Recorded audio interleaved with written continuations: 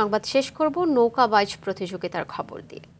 গ্রাম বাংলার ঐতিহ্য আর উৎসবের আবহে রংপুরের পীরগঞ্জে অনুষ্ঠিত হয়েছে নৌকা বাইচ প্রতিযোগিতা।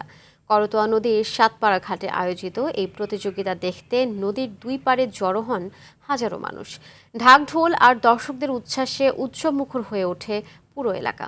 রংপুরের পীরগঞ্জ থেকে মিনহাজুল ইসলাম মিলনের তথ্যচিত্র জানাচ্ছেন নাদিরা সুলতানা। করতোয়া নদীর বুকে ছুটছে নৌকা, জয়ের লক্ষ্যে প্রাণপণ চেষ্টা প্রতিযোগীদের, আর নদীর দুই পাড়ে হাজারো দর্শকের উচ্ছ্বাস। বুধবার বিকেলে পীরগঞ্জ উপজেলার সাতপাড়া ঘাট এলাকায় করতোয়া নদীতে ঐতিহ্যবাহী নৌকা বাইচের আসর বসে। এতে আশপাশের বিভিন্ন এলাকা থেকে আসা 4টি দল অংশ নেয়।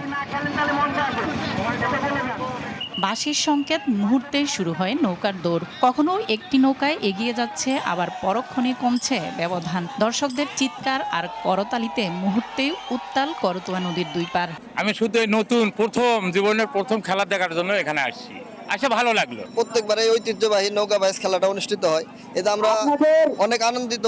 5 বার মনে করো টান দিছি, 5বারই আমরা ফার্স্ট হয়েছি। যে কোনো জায়গায় খেলা হলে আমরা যাব খেলতে। আমরা চাচ্ছি প্রত্যেক বছরই যেন হয়।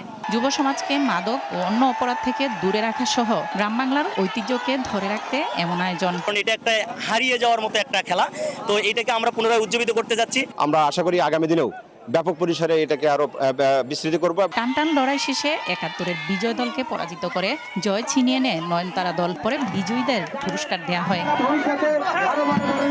নাদিরা সুলতানা, RTV।